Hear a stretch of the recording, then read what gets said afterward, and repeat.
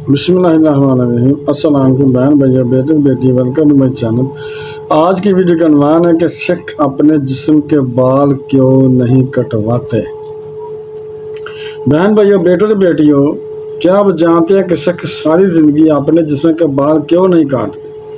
سکھوں کے 5 کاف کیا ہوتے ہیں؟ سکھ مت اور اسلام میں کون سے قید ملتے جلتے ہیں؟ اور سکھ مسلمانوں کا اپنا بھائی کیوں مانتے ہیں؟ آج کی اس قیمتی ویڈیو میں ہم آپ کو سکھوں کے حوالے سے ایسے راز بتائیں گے جنہیں سن کر آپ حیران و پریشان ہو جائیں گے۔ لہٰذا ویڈیو کو آخر تک ضرور دیکھیں تاکہ آپ کو ساری سمجھ آ جائے۔ تو آئیے آغاز کرتے ہیں۔ دوستو، سکھ مذہب کا بنیادی عقیدہ وحدانیت ہے۔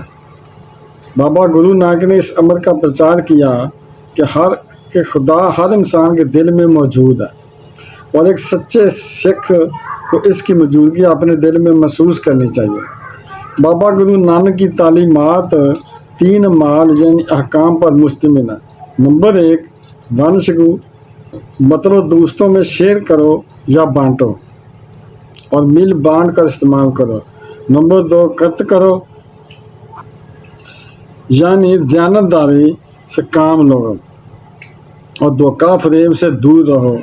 نمبر 3، نام جپو یعنی خدا کا نام اور اس کی موجودگی محسوس کرو، اور انسان کے اندر جو 5 چور چھپے بیٹھے ہیں ان پر قابو پاؤ۔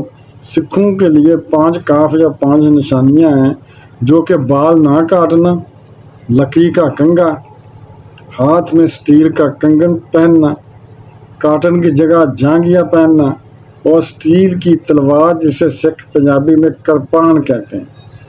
یہ سب ہمیشہ پاس رکھنا، یعنی یہ 5 چیزیں اپنے پاس رکھنا۔ سکھ لوگ کبھی بھی اپنے بدن کا ایک بھی بال نہیں کاٹتے، بے شک وہ چہرے پر ہوں، سینے پر ہوں، سر پر ہوں یا پھر زیر ناف۔ ان کے ہاں اس عمل کو کیش کہا جاتا ہے۔ سوال یہ ہے کہ سکھ ایسا کیوں کرتے ہیں؟ ان کے عقائد کے مطابق وہ خدا کی معرفت اور شفقت حاصل کرنے کے لیے سب کرتے ہیں۔ سکھوں کا کہنا ہے کہ بال نہ کاٹ کر اپنے خدا کی دی گئی بال جیسی نعمت پر خدا کا شکریہ ادا کرتے ہیں۔ ان کے ہاں جو بھی کینچی یا استے کا استعمال کرتا ہے اسے کمتر اور گناہ گار سمجھا جاتا ہے۔ اس حوالے سے ایک اور اہم سوال یہ بھی ہے کہ سکھ پوری زندگی اپنے جسم کے بال نہیں کاٹتے، تو پھر یہ اتنے بڑے بال سنوارتے کیسے ہیں؟ دراصل یہ لوگ اپنے سر کے بال ایک بڑے کنگھے کی مدد سے اچھے سے کنگھی کرتے ہیں اور پھر انہیں دستار، رومال، پگڑی یا پٹکے میں لپیٹ کر چھپا لیتے ہیں۔ ناظرین گرامی، سکھوں کی سالانہ معروف تقریبات میں بیساکھی یا وساکھی کا میلہ ہے، جو ہر سال 13 یا 14 اپریل کو منایا جاتا ہے۔ یہ پنجاب میں موسم بہار کا ہارویسٹ میلہ بھی ہے اور نئے شمسی سال کا آغاز بھی ہے۔ دنیا بھر میں سکھوں کی تعداد تقریباً 30 ملین ہے۔ سب سے زیادہ تعداد بھارت کے مشرقی پنجاب میں ہے۔ آبادی کے لحاظ سے دوسرا بڑا ملک کینیڈا ہے، جہاں پر تقریباً 12 لاکھ سکھ آباد ہیں۔ سکھ اپنی مخصوص عبادات گردواروں میں کرتے ہیں۔ بھارت سمیت دنیا بھر میں جہاں جگہ سکھ آباد ہے وہاں گردوارے موجود ہیں۔ سکھ گردواروں کا ذکر کرنے سے پہلے مہاراجہ رنجیت سنگھ کے بارے میں کچھ تفصیلات جان لینا بہتر ہوگا، کیونکہ زیادہ تر گردوارے رنجیت سنگھ نے تعمیر کیے۔ سکھوں کی حکومت یا خالصہ راج پنجاب میں مہاراجہ رنجیت سنگھ کے زیر قیادت 1799 سے 1849 تک قائم رہا۔ مغل بادشاہ اورنگزیب کے انتقال کے بعد مغلیہ سلطنت جب کمزور پڑی تو فوج میں موجود سکھ سپاہی، جنہیں خالصہ تل کہا جاتا تھا، اپنے الگ الگ جتھے ترتیب دیے اور ادھر ادھر لڑائیوں میں مصروف ہو گئے۔ یہ 1762 سے 1799 کا درمیانی عرصہ تھا۔ اس دوران مہاراجہ رنجیت سنگھ نے افغان حکمران زمان شاہ درانی کو لاہور میں شکست دی۔ بعد ازاں افغان سکھ لڑائیوں کا ایک دور شروع ہوا۔ مہاراجہ رنجیت سنگھ نے تمام سکھ جتھوں کو متحد کیا اور ایک شاندار سکھ سلطنت کی بنیاد رکھی۔ जो मगरब में खैबर पास से लेकर मशरक में तिब्बत तक, जनूब में मटन कर्ण और शुमाल में कश्मीर तक फैली हुई थी। इस वक्त इस गंजानबाद मुल्क की आबादी का तखमीना 35 लाख था। रंजीत सिंह ने सिख पैरोकारी की बेहतरी के लिए बहुत अमली इक़दाम किए। ज़्यादातर गुरुद्वारे इसी दौर में तमीर हुए। इसके इंतकाल के बाद 1849 ईस्वी में कई एंगलों से लड़ाइयाँ हुईं और बिलाखिर सिख सल्तनत का शराजा बिखर गया। दोस्तों, सिख मज़हब की तफसीलात में अभी तक बाबा गुरु नानक का जिक्र आया है, ताहम ये वाज़ा करना ज़रूरी है कि सिख मज़हब में 10 मास्टर्स गुरुओं की अहमियत है और अक्सर गुरुद्वारे इन्हीं से मंसूब हैं। इनमें सब से पहले बाबा गुरु नानक है, दूसरे गुरु गुरद्वान देव, तीसरे गुरु अमरदास, चौथे नंबर पर गुरु रामदास, पांचवें गुरु राजन दास, छठे गुरु हरकू, सातवें नंबर पर गुरु हर राय, आठवें गुरु हरकिशन, नवें नंबर पर गुरु देव बहादुर और 10वें नंबर पर गुरु गोबिंद सिंह हैं। सिखों की मुकद्दस किताब का नाम गुरु किरण साहब है। इसको जिंदा गुरु तस्वर किया जाता है। 1430 सफ़ात पर मुश्तमिल है और इसमें 10 गुरुओं के कवाल के अलावा कुछ दूसरे मज़हब बशमूल मुस्लिम सूफिया के कवाल भी शामिल हैं। इसको हर गुरुद्वारे में मरकज़ी हाल में एक तख्त या सुनहरी पालकी में रखा जाता है, जिसके ऊपर छतरी का साया होता है। हर गुरुद्वारे में तानियत कर नथी करंथी इसकी हिफाजत और देखभाल करता है और रोज़ाना इसको पढ़ता है।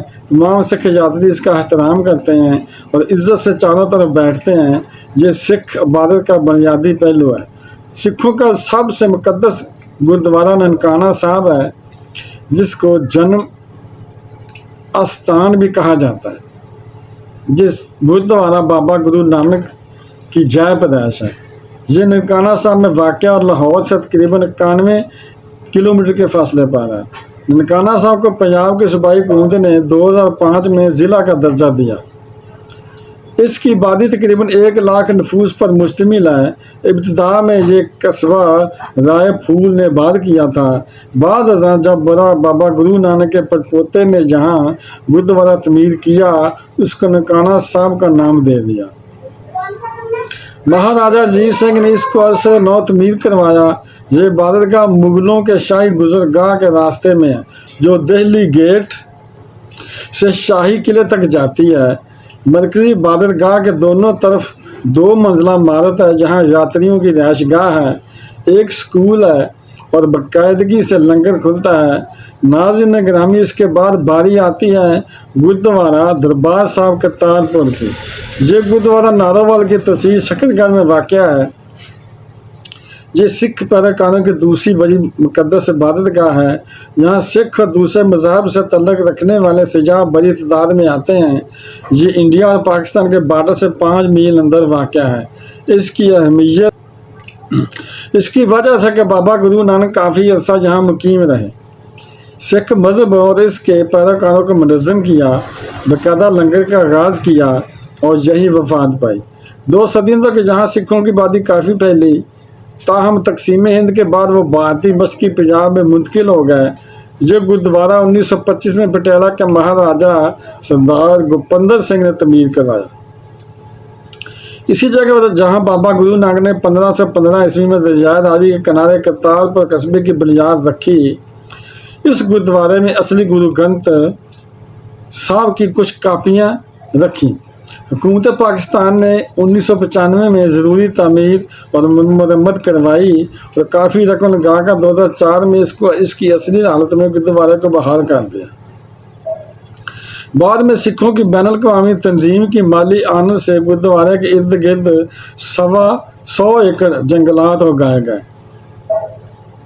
ताहम दरबार साहब गुरुद्वारा की मौजूद पुर असर खूबसूरत और तकद्दस मेज़ हियर इमरान खान के दौरे हुकूमत में आई, जब पाकिस्तानी हुकूमत और आर्मी चीफ ने भारतीय पंजाब सिख वजीर नजूद सिंह संधू سے وعدہ نبھایا جو کہ دراصل تمام سکھ پیروکاروں کی خواہش کا آئینہ دار تھا، اور کافی عرصے سے معاملہ دونوں حکومتوں کے درمیان چل رہا تھا۔ نئی تعمیرات میں ایک بڑا صحن، میوزیم، لائبریری، رہائشی کمرے اور لاکر روم واقع ہیں، اب جس کا رقبہ 42 ایکڑ ہے، جس میں سرخ اینٹوں سے بنا 20 فٹ گہرا ایک کنواں ہے۔ اس کی ایک الگ تاریخ ہے۔ کرتارپور کوہ طور اگرچہ ظفری ہے، تاہم یاتریوں کے الیکٹرانک وزٹ اتھارٹی لینی پڑتی ہے۔ دربار صاحب گرودوارے کے لیے حکومت پاکستان نے 400 ایکڑ زمین وقف کی اور ماسٹر پلان کے مطابق اس میں بین الاقوامی معیار کے ہوٹل، اپارٹمنٹس، کمرشل مقامات، پاور گریڈ اسٹیشن اور پارکنگ کا ایریاز قائم کیے گئے۔ اس وقت 800 میٹر لمبا ایکسپریس وے یا کوریڈور جو کہ بھارت کی سرحد سے گوادر تک ہے، وہ یاتریوں کی آمد کے لیے زیر استعمال ہے۔ ناظرین گرامی، جس طرح اسلام خدائے واحد کو اس کائنات اور اس کی جملہ اشیاء کا خالق مانتا ہے، اسی طرح سکھ مت میں بھی ایک خدا کو تمام اشیاء کا خالق مانا جاتا ہے، اور ذات باری کو ان تمام صفات کا مالک قرار دیا جاتا ہے جن کا ذکر اسلام میں ہے۔ ڈاکٹر گوپال چند سنگھ گرو گرنتھ صاحب کے ترجمے کے مقدمے میں لکھتا ہے کہ وہ اصلی خالق اور محیط ہے، حسد اور نفرت سے دور، اور علت اور علل ہے، جملہ مخلوقات کا معبود، عادل، رحیم اور کریم ہے۔ اس نے انسان کو اس کے گناہوں پر سزا دینے کے لیے نہیں بلکہ اپنی عبادت کے لیے پیدا فرمایا۔ اس ترجمے سے معلوم ہوتا ہے کہ سکھ مت کے کچھ حقائق اسلام سے ملتے جلتے ہیں۔